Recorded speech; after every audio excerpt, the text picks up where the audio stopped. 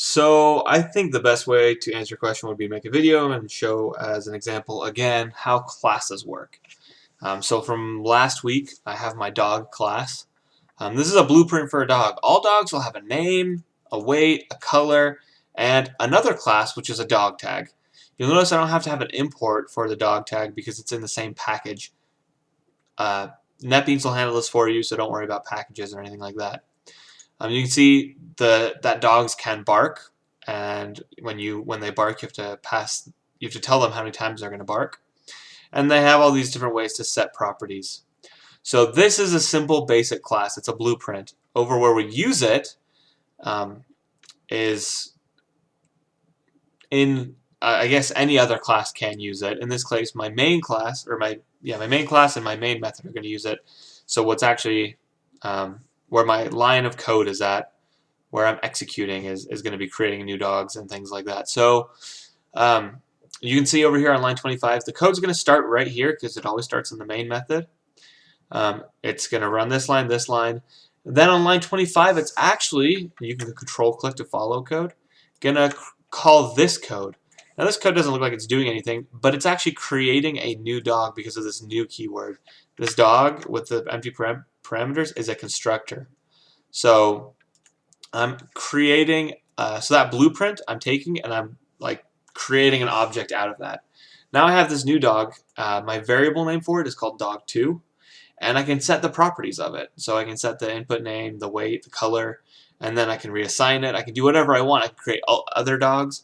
And so I get to use a class like a blueprint to create objects, and then when I have the objects, they operate in the way the class defines, right? I call bark on my dog because the class says I can call bark.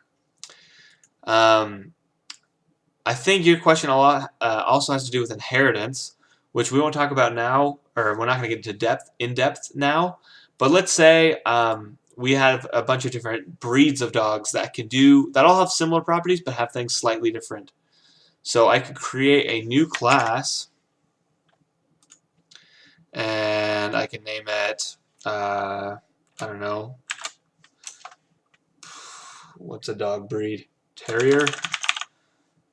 And I could say this terrier extends dog, and now magically this terrier class has all of the properties of the dog class. And I can add additional properties. So maybe, I don't know, what does a dog have? Maybe number of teeth. I don't know where I got that from, but we're going to just say terriers, you count their number of teeth because that's what makes them special. I have no idea. So we'll create a getter and setter on this.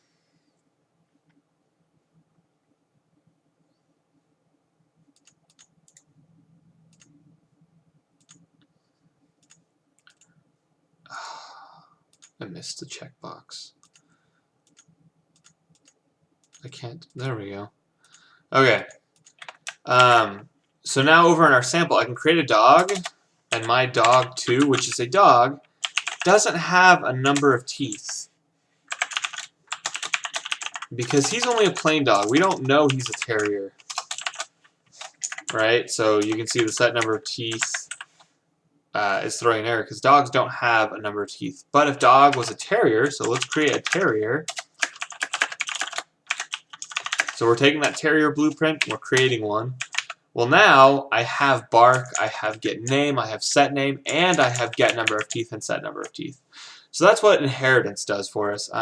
This is the dog class is the superclass of the terrier class, which is a subclass. And I guess, I don't know, that's just kind of the way inheritance works, very, very, very high level, and how classes work. Again, they're blueprints. So this is how a dog works. I will create a dog later, but this is how a dog works. And then works and looks. And then when I want to create a dog, I use this new keyword and the constructor and assign it to a variable, and then I can do whatever I want with this variable that I know is a dog. So I don't know If that answers your question, I hope it does. If it doesn't, let me know, and I'll try explaining things a little bit clearer. So, hope that helps.